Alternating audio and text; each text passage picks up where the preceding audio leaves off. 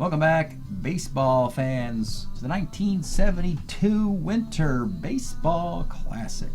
We got our final matchup in the round of 3. A best of 3 series between Mississippi and South Carolina. Let's look at the bracket quickly as we get this prepared for you. In this bracket, this is the 8-9s, so this is the closest match. The teams are literally a half game apart, so it's a simple best of 3 for elimination here. Mississippi does have home field. So let's see what happened in Mississippi in Game 1. Mississippi routs South Carolina at home in Game 1. It is Carl Morton, a number 4 starter, who just throws a gem. Well, 7 hits in 9 innings, 4 walks, but nobody scored. And they just knocked Joe Coleman around. Yeah, Joe Coleman from the Detroit Tigers, 72 playoff pitcher. They batted around in the 6th inning, pelted him for 6 runs. Bullpen didn't help him out either. A 10-0 rout in this game. We had a grand slam by Norm Cash. We had a 3-run homer by Mickey Stanley, former Tigers. So Tigers on both sides of this matchup. 10-0 Mississippi wins Game 1. You don't get eliminated in Game 2 on the road, so the series switches over here today back to South Carolina. Let's get the nice little South Carolina. Where's that one at? This one, Charleston.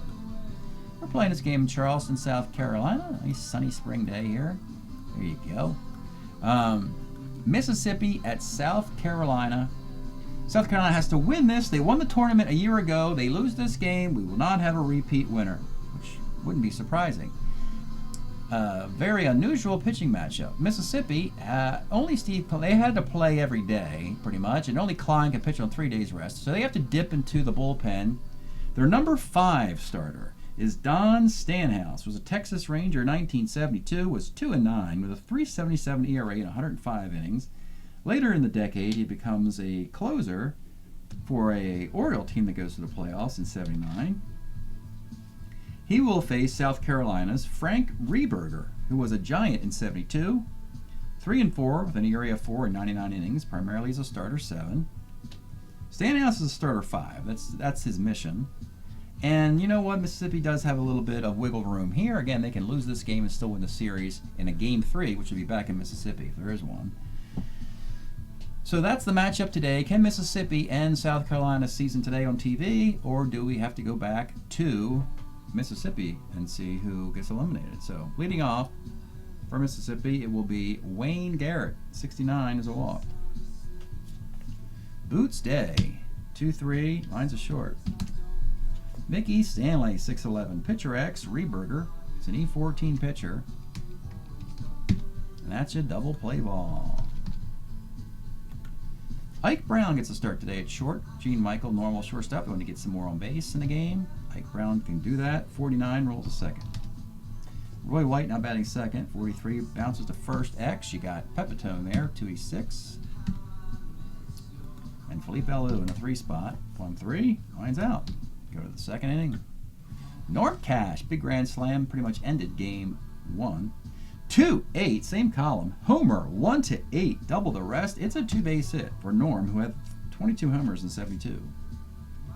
Joe Pepitone, 47, pops to short. Frank Howard, 46, flies left. J.C. Martin, 2-7K. You can see these Mississippi guys, they like to enjoy their post game. Norm Cash, Pepitone, Frank Howard. Yeah, they got the beer cold there. I can pretty much guarantee that one. Bottom of the second, Hank Aaron, 47 is a K. Don Mincher, 2-9. Rolls the first. And Ray Fosse, 54. Third X. This is Wayne Garrett. He's a 3.25. That's a base hit. First of the day for the home team. Greg Nettles, 3.10. Flies to right. Buddy Harrelson, 1.11. Pops to short. Tommy Helms, 1-6, lines to second. Wayne Garrett, 58, flies to right.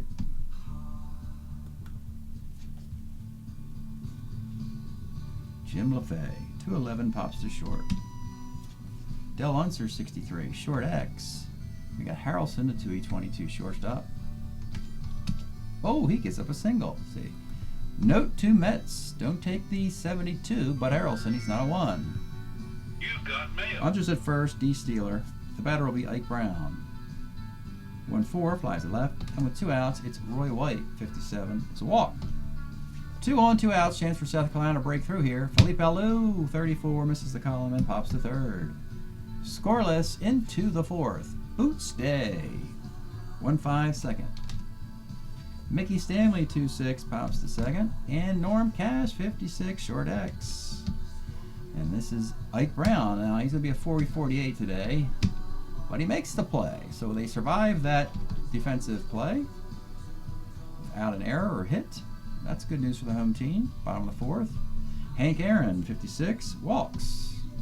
Don Mincher, 1-8, a walk. And we're losing control with Stanhouse here in the 4th. Can he get you through 5? Ray Fosse, 69, and he has walked. The bases loaded. Middle, maybe not. It's a starter 5, though, so you can't break him here. Greg Nettles, they'll play back. 1-6 is a 4-6-3 double play, just what the doctor ordered. Run the scores. Runner goes to third. There are 2 outs. It's Jim LaFay, who bounces to second. You got Tommy Helms there at 2-18. And he makes the play, all things considered. If you're Mississippi, you're happy to be trailing 1-0. Into the 5th, it's Joe Pepitone. 4-11, right X. This is Mr. Aaron, Hank. It's a 3-13 right, not particularly good defensively anymore. Makes the grab. Frank Howard, 36 is a K.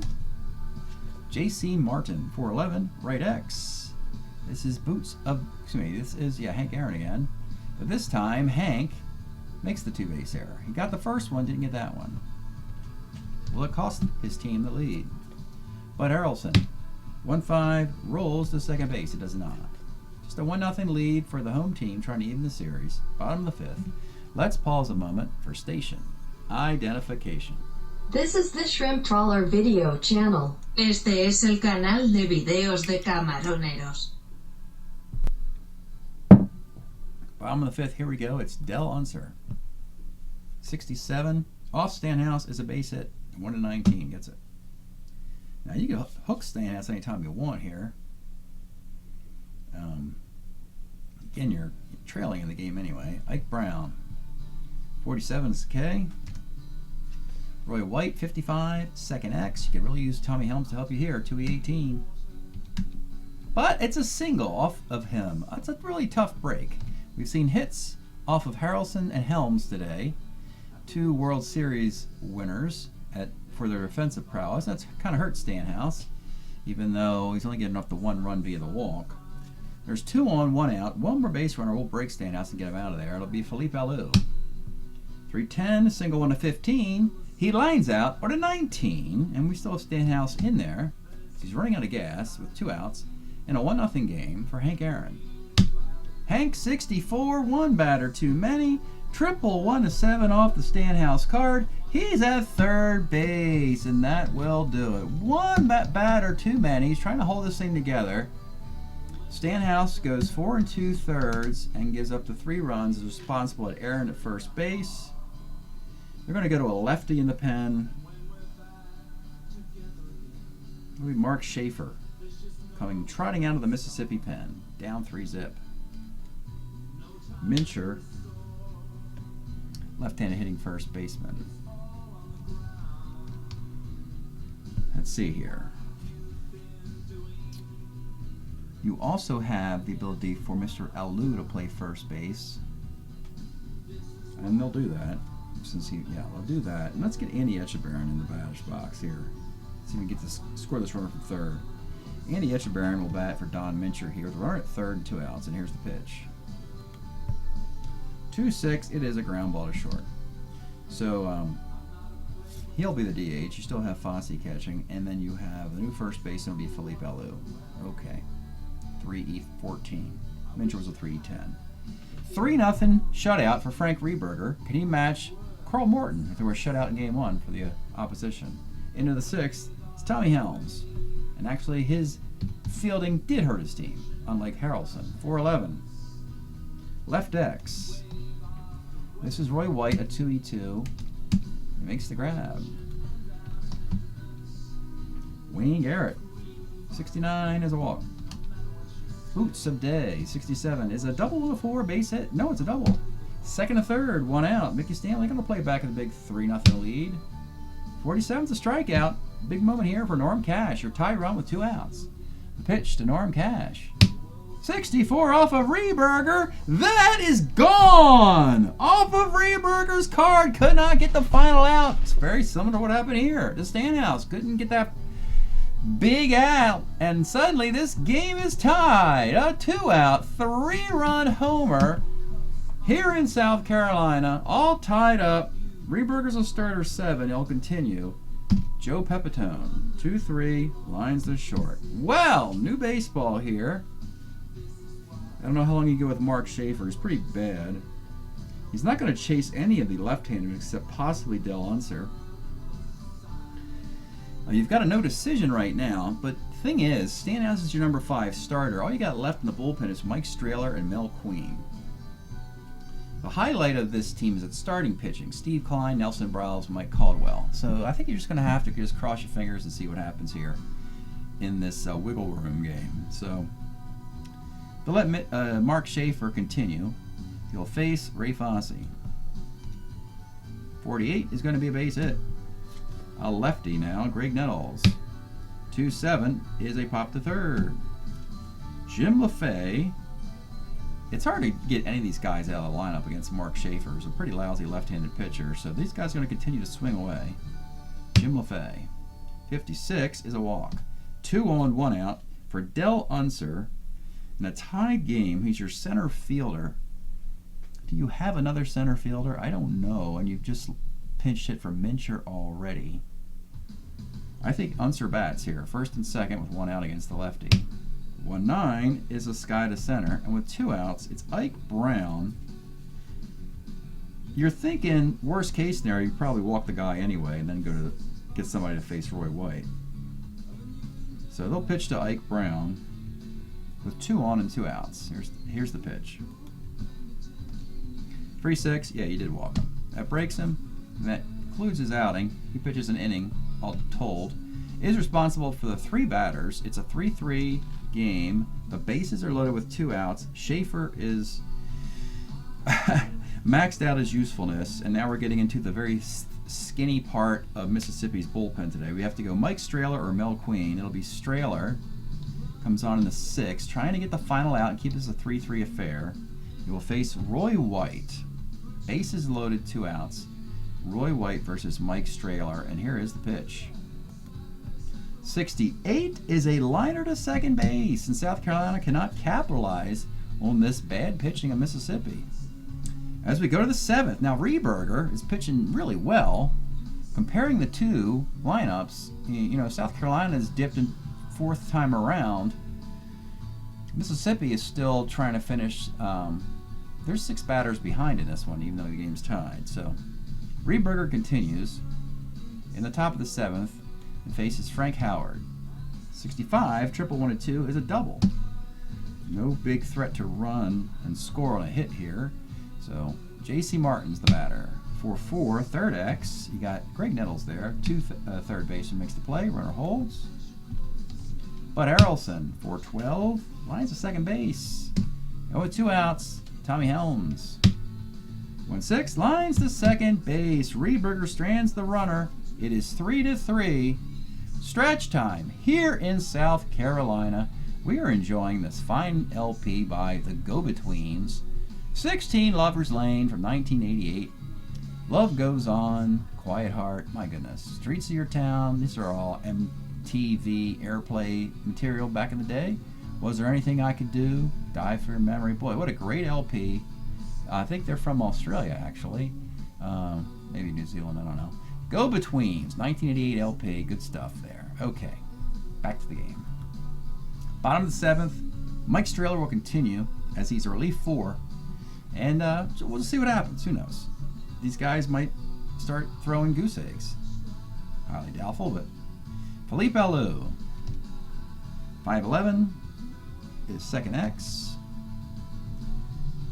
218 again. Helms makes the play.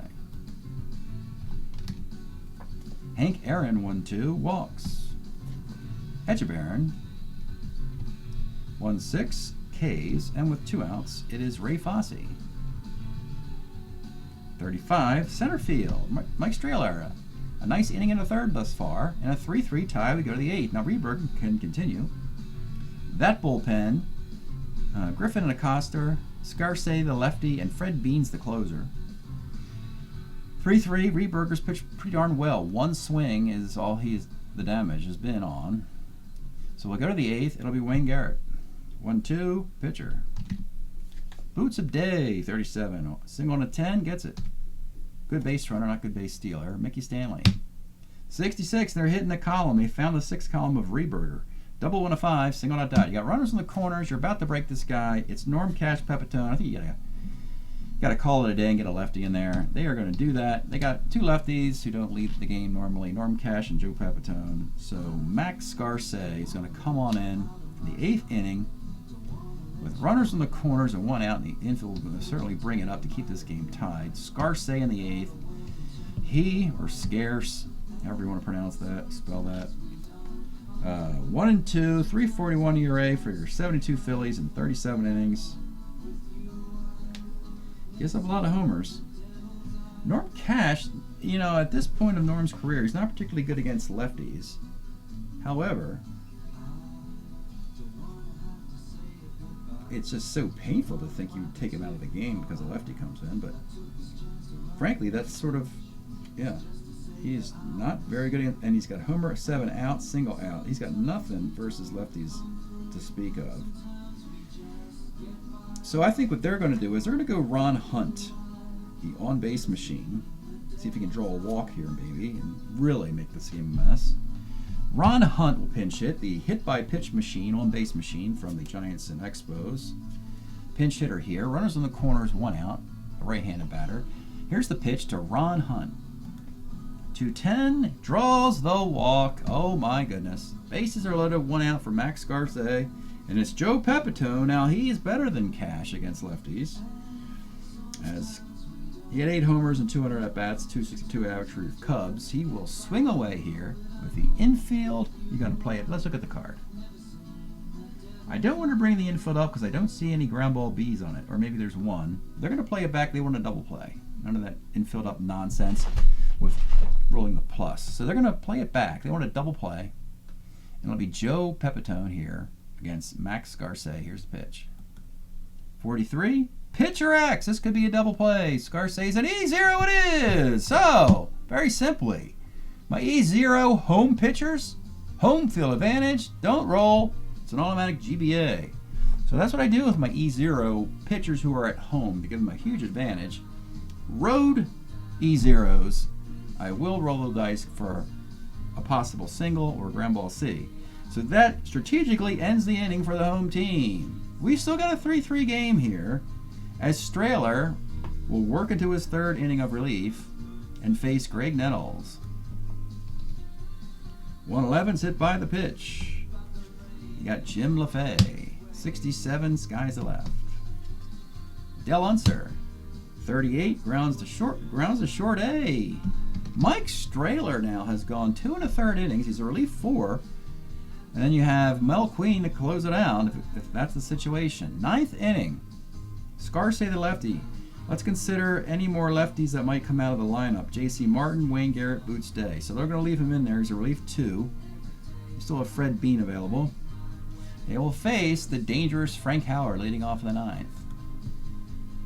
45. Homer. 1-10. Fly ball the rest, and he misses it. Deep on the warning track, the wind kept it in, and oh boy, Frank Howard just really ticked off as he rounds first. He thought he got all of that one. He does not. So that's an out. Big break for Scarce and the South Carolina team. Now you got J.C. Martin. He'll leave the game. He has no hits on his card against lefties. You need your catcher, backup catcher, Jerry May, will come in and swing away. Here's the pitch to Jerry May. 1-4, Jerry May hits his column. It's triple, 1-14, double the rest. That's a Jerry May triple, folks. He had one of those. You just saw it. He did it 116 at-bats for the Kansas City Royals in 1972 with a 190 batting average. And Suddenly, you've got Bud Harrelson. I know what you're thinking. At the plate.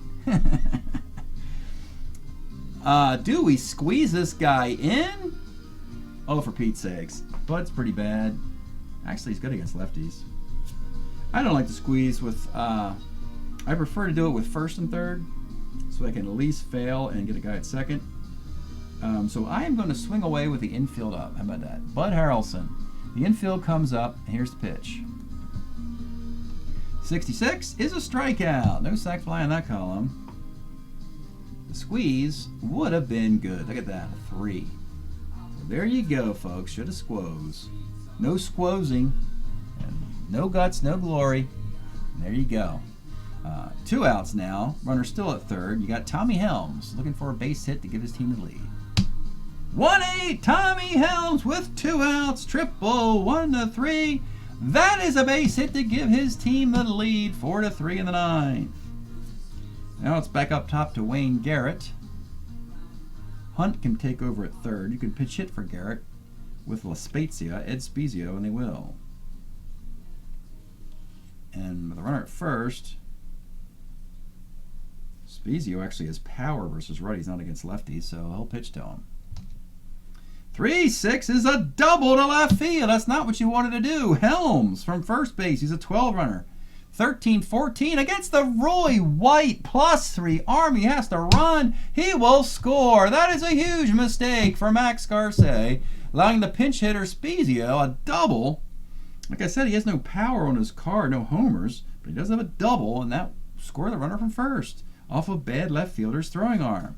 It's not looking good at all here for the South Carolina team, and that third base runner in the inning, all with 2 outs, means that Scarce is broken. He will have to leave. And oh boy, folks, things are looking bleak for the defending winter baseball champions. Fred Bean will come on in with a runner at second and 2 outs and face Boots Day. The pitch to Boots. 48 is single 1-9, and he gets it. So now you got runners on the corners, and Mickey Stanley, 3-11, bounces to short. It'll be a 2-run lead in the 9th for Mel Queen to close out. Hunt will be the third baseman. May catches. Spezia the DH.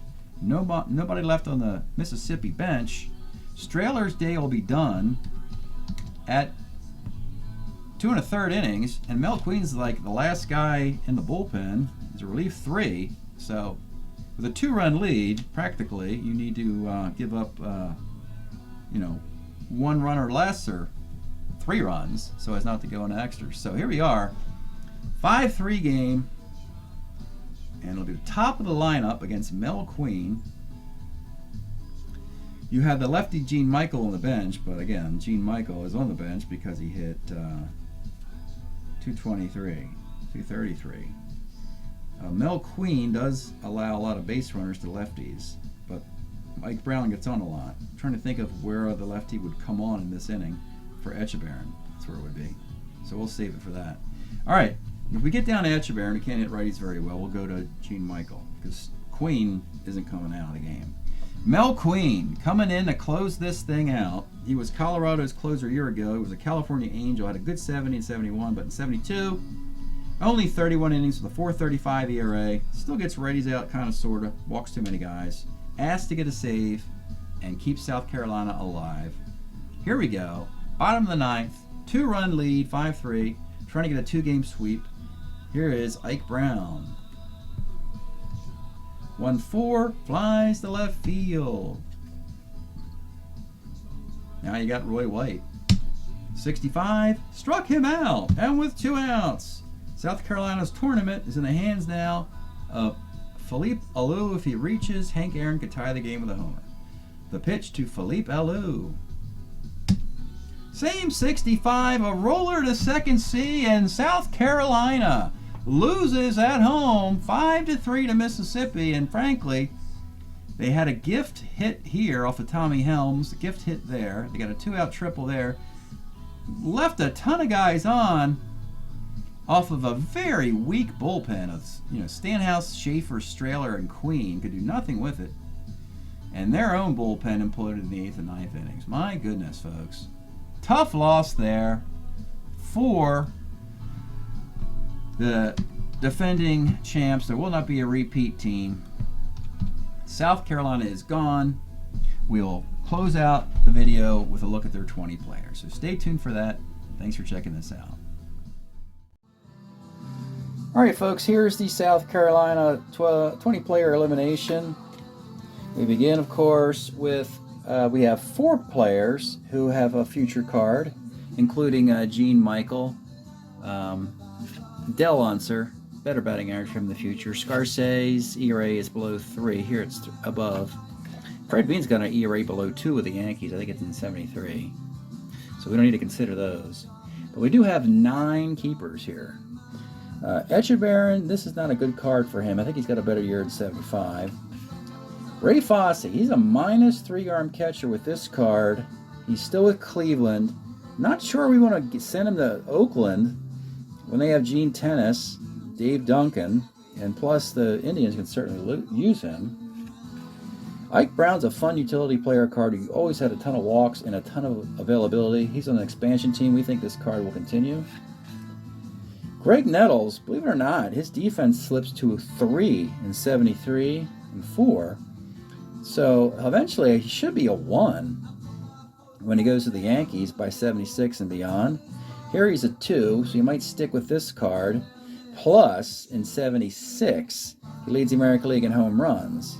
So you might want to take Nettles now for 1 year in 72 and then bump him up next year with 76 card. Hank Aaron, this is really the last big monster card of Hank Aaron. Then it's just sort of... well, actually, no, he does have a good 73 card, I believe. Roy White. Plenty of on base. Very consistent player. His only weakness is a throwing arm. Felipe Alou, nice stick here, not a lot of power. Also utilitarian like Ike Brown is, but it really hits righties very well here. Galt's got a few cards in this timeline, and we want a better one for the Big Red Machine than this. This would have been in the 72 series. It's okay, he doesn't pitch on 3 days rest, and he's got better cards coming up. Joe Coleman got knocked around in his Winter Baseball Classic game, but maybe we can call that a mulligan, because I'd like to get this Coleman card. He's got a 280 ERA. He's throwing 280 innings. So I think this card will get picked anyway, even though he just had a bad tournament. Now we got waivered players. Don Minchert, trying to get a job as a platoon first base DH type as a left-handed stick with power on base ability. Jim LaFay can play second and third. Switch hitter. Power both ways with a switch hitter in 2 positions should get him in there. We'll have plenty of home runs. The batting average stinks, though. He hits just that. So that's what's holding him back. But otherwise, if you continue that column, you'd be happy with that. Ed Acosta, a righty, normally gets righties out. Here he's just okay. I think he's got a better future card than this. Gary Gentry had to be put on waivers by the Mets because they had too much talent and they couldn't keep him. So this is the case of a guy who will be sought after, even though he doesn't have a great 72. But he's got a couple years coming up that are pretty good. Now you have 3 guys who are undrafted free agents, particularly Ken Rudolph, who has yet to be in the league. As a catcher, he's a 0 arm at least. He does have power versus righties. He might. I doubt it, though. Tom Griffin, he's only 24 year, pitches pretty well in the mid-later decade with Houston and San Francisco. Here as a relief starter 6. If he was left-handed, I'd like him, but again, right-handers like this they're a dime a dozen. They're just a guy, if you like to say. He is good about getting righties out, though, so that's good. And lastly, the last free agent is Frank Rehberger, who pitched that game you just saw. There's a lot to like about this card, being a starter 7, getting righties out pretty well. The extra base hits against lefties, but really, when you look at it, that's a pretty darn good pitcher. You don't like the walk on 7 there. ERA of 4.